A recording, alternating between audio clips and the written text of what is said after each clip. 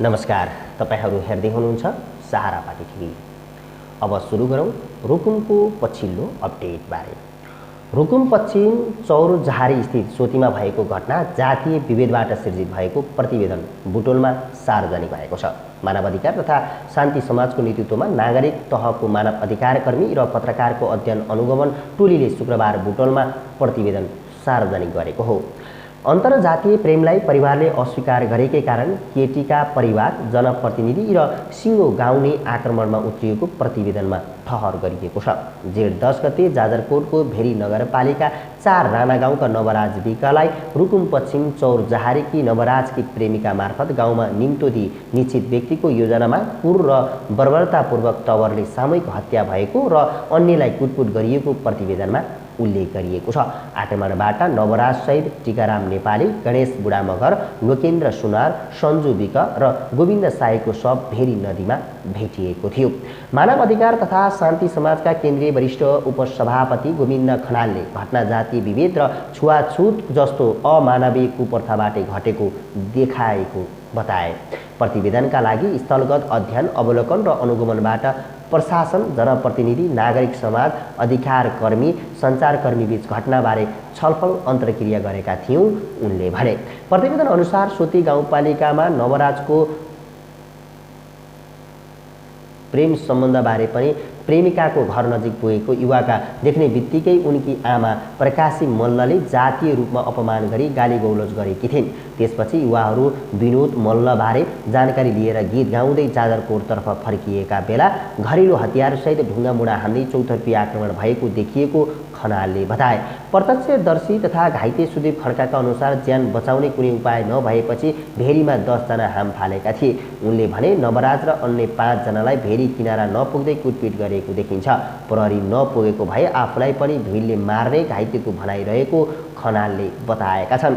Lockdown उल्लङ्घन गरेर युवाहरू गाउँ पसेको भन्दै चौरजहारी 8 का वडा अध्यक्षले प्रहरीलाई खबर गरेको र घटनास्थलमा आउँदा समेत कुटपिट भइरहेको अध्ययन अनुगमन टोलीको भनाइरहेको छ।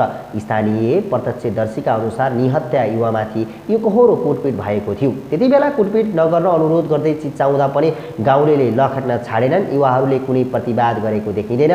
गाउँलेहरू कोही पनि घाइते भएका छैनन्, प्रतिवेदनमा उल्लेख गरिएको छ। कुनै प्रतिवाद नगरी घर फर्कन बाटो लागिसकेका युवाहरूलाई गाउँमा शान्तिपूर्ण रूपमा छलफल गर्न सक्ने आधार हुँदाहुँदै वडा अध्यक्ष जस्तो जिम्मेवार जनप्रतिनिधिको नेतृत्वमा एकतर्फी साङ्गतिक आक्रमण र हत्या गरी भेरीमा फालेको देखिएको टोलीले जनाएको छ। घटनामा नवराजसँगै गैर दलित समुदायका युवाहरू गोविन्द साई र गणेश बुढामगरको समेत क्रूरतापूर्वक हत्या गर्नुमा दलित नवराजलाई साथ दिएको कारण निजलाई पनि कुटपिट गरी हत्या गरिएको देखिन्छ, मानव अधिकार कर्मी खनालले भने। आक्रमणकारीहरूले एकहोरो रूपमा ती युवाहरूमाथि धारिलो हतियार र तीखा ढुङ्गाले प्रहार गर्दै माथिबाट तल भेरी नदीतर्फ लखर्दै निर्मलतापूर्वक टाउको मुखमा हानेको थिचेको तथ्यले प्रमाणित गरेको प्रतिवेदनमा उल्लेख गरिएको छ। 6 जना युवाको हत्या हुँदा पनि जनप्रतिनिधि, राजनीतिक दल र सचेत तबका समेत मौन रहनु निकै रहस्यमय देखिएको तत्कालीन संविधान सभा सदस्य तथा राष्ट्रिय दलित पत्रकार सङ्घ नेपालका केन्द्रीय अध्यक्ष विनोद पहाडीले बताए। घटना निकै भयावह र गाली लाग्दो भएकाले दोषीहरूलाई मानवता विरोधीको अपराधका रूपमा कारबाही गर्नुपर्ने उनको भनाइरहेको छ। प्रदेश सरकार, सांसद र जनप्रतिनिधि समेत घटनाप्रति संवेदनशीलता देखाउन चुकेको उनले बताएका छन्। अधिवक्ता तथा पत्रकार बालकृष्ण चपागाईले सोती घटना अन्तर्जातीय प्रेमलाई गैर दलित अभिभावकले अस्वीकार गरेकै कारण उत्पन्न भएकोमा कुनै शङ्का नरहेको बताए। कानुनी सर्वोच्चता, विधिको शासन, न्याय र समानता कायम गरी संविधानमा उल्लेखित मौलिक हक कार्यान्वयन गर्न तथा पीडित परिवारलाई न्याय, राहत, क्षतिपूर्ति र घाइतेहरूको उपचारको सम्पूर्ण प्रबन्ध गर्न टोलीले सरकारको ध्यान आकर्षण गराएको छ। उक्त अध्ययन अनुगमन टोलीमा एडोभोकेसी फोरमका अधिवक्ता शिव गौडेल, पत्रकार माधव नेपाल, पत्रकार विनोद परिवारको सहभागिता थियो। जेठ 23 गतेदेखि 27 गतेसम्म रुकुम पश्चिम र जाजरकोट पुगेर टोलीले पीडित परिवार तथा सरकारवालाहरूसँग भेटघाट गर्नुका साथै तथ्य सूचना सङ्कलन गरेको जनाइएको छ। सरकारले 200 भन्दा बढी कोरोना संक्रमित भेटिएको जिल्लामा फेरि लकडाउन लम्बाउन सकिने गरी नयाँ मापदण्ड बनाएको छ। स्वास्थ्य तथा जनसङ्ख्या मन्त्रालयले तयार पारेको नयाँ मापदण्डमा 3 प्रकारको व्यवस्था गरिएको छ। 200 भन्दा बढी संक्रमित भेटिएको जिल्लाहरूमा लकडाउन गर्न सकिने भन्दै मन्त्रालयले 51 जनादेखि 200 संक्रमित देखिएको मध्यम प्रकृतिको जिल्लामा तोकिएको समयमा तोकिएको काम गर्न पाइने जनाएको छ। 51 जनाभन्दा कम प्रभावित जिल्लालाई सुरक्षित मान्दै मन्त्रालयले त्यस क्रममा अपनाउनु पर्ने अरू मापदण्ड तोकेको हो। जिल्लाको वर्गीकरणका क्रममा स्वास्थ्य मन्त्रालयले कमान्ड केन्द्रको सिफारिसलाई अनिवार्य गरेको छ। लकडाउनलाई केही फुकालो बनाएको सरकारले जारी गरेको नयाँ मापदण्डमा जुनसुकै ठाउँमा पनि 3वटा शर्त अनिवार्य रूपमा पालना गर्नुपर्नेछ। मन्त्रालयले अत्यावश्यकीय भनी वर्गीकरण गरिएका शर्तमा सबै किसिमको जमघट र भेटघाटमा 2 मिटर 6 फिटको दूरी अनिवार्य रूपमा पालना गर्नुपर्नेछ। घर बाहिर निस्कँदा मास्क प्रयोग अनिवार्य गरिएको छ। उक्त मास्क सर्जिकल वा 3 तहको कपडाको हुनुपर्नेछ अनि सबै सार्वजनिक स्थान अनि कार्यालयमा आफ्नो परिसरमा हात धुने साबुन पानी वा सेनिटाइजरको अनिवार्य व्यवस्था हुनुपर्नेछ र त्यहाँ प्रवेश गर्नेहरूले हात धोएको वा सेनिटाइजर प्रयोग गरेको सुनिश्चित गर्नुपर्दछ।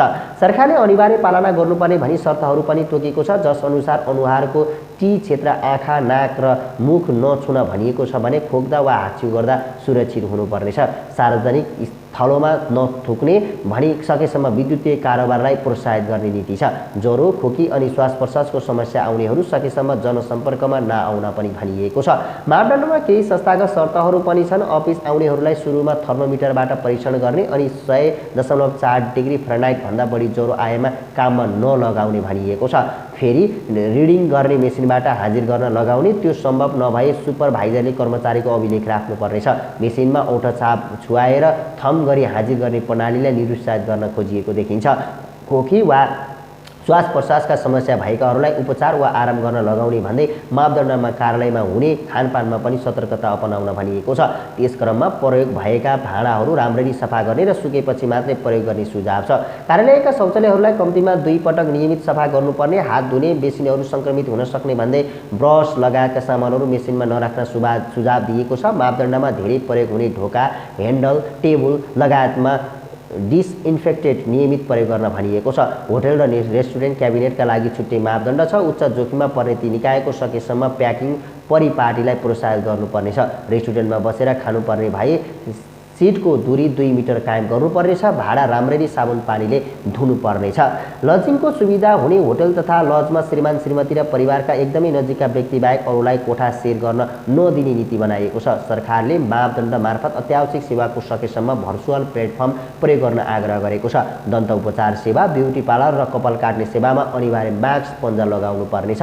मुख र घाँटी परीक्षणमा चिकित्सकको अनिवार्य N95 मास्क प्रयोग गर्नुपर्नेछ अनि कार्यालयमा आउने सेवाग्राहीको फोन नम्बर सहित को व्यक्तिगत विवरण पनि अभिलेख राख्नुपर्ने जनाइएको छ। सार्वजनिक यातायातमा एकापट्टिको लहरको सिटमा एकजना क्रस गरेर बस्नुपर्ने भनिएको छ अनि विषयगत मन्त्रालयहरूको आफ्नो सेवा कायम गर्दा स्वास्थ्य सुरक्षा प्रोटोकल अपनाएर सञ्चालन गर्ने भनिएको छ। राजापा र समाजवादी मिलेर बनेको जनता समाजवादी पार्टी नेपालले संविधानको अनुसूची 3 संशोधन गर्न संसदमा प्रस्तुत विधेयकको पक्षमा मतदान गर्ने निर्णय गरेको छ। शुक्रबार बसेको पदाधिकारी बैठकले विधेयकको पक्षमा मतदान गर्ने निर्णय लिएको नेता राजेन्द्र श्रेष्ठले जानकारी दिएका छन्। अहिले राजापा र समाजवादी संसदमा भिन्दाभिन्दै दलका रूपमा छन्। उनीहरूको निर्वाचन आयोगबाट अझै एकता सम्बन्धी कानुनी मान्यता पाएको छैन। नेता श्रेष्ठका अनुसार राजापा र समाजवादीले यस विषयमा भिन्दाभिन्दै पनि निर्णय लिनेछन्। यसका लागि शनिबार संसदीय दलको बैठक बस्नेछ। जसपा सांसद सरिता गिरीले भने सरकारी विधेयक खारिजको माग गर्दै प्रस्ताव दर्ता गराएकी छिन्। जसपाको प्रस्ताव फिर्ता नलिए गिरीलाई कारबाही गर्ने चेतावनी दिएको छ। संसदीय दलले पत्र लेखेर नै प्रस्ताव फिर्ता लिन भनेको छ। यसबाहेक राजापा र समाजवादीले संयुक्त रूपमा जेठ 19 गते नेपालको संविधान दोस्रो संशोधन विधेयक संघीय संसद सचिवालयमा दर्ता गराएको थियो। 23 बुँदे विधेयकमा यसअघि संविधान निर्माण बखतदेखि नै मधेस केन्द्रीय दलहरूले उठाउँदै आएका विषयहरू रहेका छन्। नागरिकता, भाषा, प्रदेशको सीमाङ्कन, हेरफेरका लागि आयोग गठन, राष्ट्रिय सभाका लागि निर्वाचन प्रणालीमा संशोधनको प्रस्ताव रहेको छ। सर्वोच्च अदालतको संवैधानिक इजलासले प्रभावकारी काम नगरेको भन्दै संविधान संशोधन गरेर संवैधानिक अदालत गठन गर्न माग पनि गरेको छ। राजदूत लगायतका संवैधानिक नियुक्ति समावेशी र समानुपातिक हुनुपर्ने माग पनि रहेका छन्। तर उनीहरूले यो प्रस्तावमाथि अन्य राजनीतिक दलले समर्थन वा विरोधबारे केही भने बोलेका छैनन्। सत्तारूढ दल नेकपाले भने नक्सा र अन्य राजनीतिक मुद्दाका संविधान संशोधनका विषयमा एकै पटक लैजान नहुने बताउँदै आएको छ। तर जसपाले प्याकेजमै संविधान संशोधन गर्दा राम्रो हुने बताउँदै आएको छ। कोरोनाले थप एकको मृत्यु भएको छ। यो घटना हो अर्घाखाँचीको। स्वास्थ्य तथा जनसङ्ख्या मन्त्रालयले 57 वर्षीय एक पुरुषको कोरोनाका कारण मृत्यु भएको औपचारिक रूपमा पुष्टि गरेको छ। मन्त्रालयका अनुसार मालारानी गाउँपालिका वडा नम्बर 5 खन्दहका 57 वर्षीय पुरुषको बुटोलमा उपचारपछि घर फर्किँदै गर्दा बुधबार बाटैमै मृत्यु भएको थियो। श्वास प्रश्वासमा समस्या आएपछि उनलाई लुम्बिनी प्रादेशिक अस्पताल लगिएको थियो। उनको बुधबार मृत्यु भएको र जेठ 29 गते भने कोरोनाको पोजिटिभ रिपोर्ट आएको थियो। उनी 12 दिन अघि भारतको महाराष्ट्रबाट आएका थिए। उनको शव व्यवस्थापनको तयारी भइरहेको मन्त्रालयले जनाएको छ। मन्त्रालयले आयोजना गरेको नियमित मिडिया ब्रिफिङमा प्रवक्ता डाक्टर जागेश्वर गौतमले यो सँगै मृत्यु हुनेको सङ्ख्या 16 पुगेको बताएका छन्। हालसम्म कोरोना संक्रमणले सिन्धुपाल्चोकमा 1, बाँकेमा 1, गुल्मीमा 1, बाराका 1, ललितपुरमा 1 र अर्घाखाँचीका 1, दैलेखका 1, बाजुरामा 1, दोलखामा 1, पाल्पामा 1, सुर्खेतका 1, कैलालीका 1, डोल्पाका 1, स्याङ्जामा 1 र यो अर्घाखाँचीको गरी 16 जनाको मृत्यु भएको छ। हस्त अहिलेको लागि ताजा समाचार यति नै। तपाईहरु पनि सारापाटी टिभी हेर्दै गर्नुहोला। नमस्कार।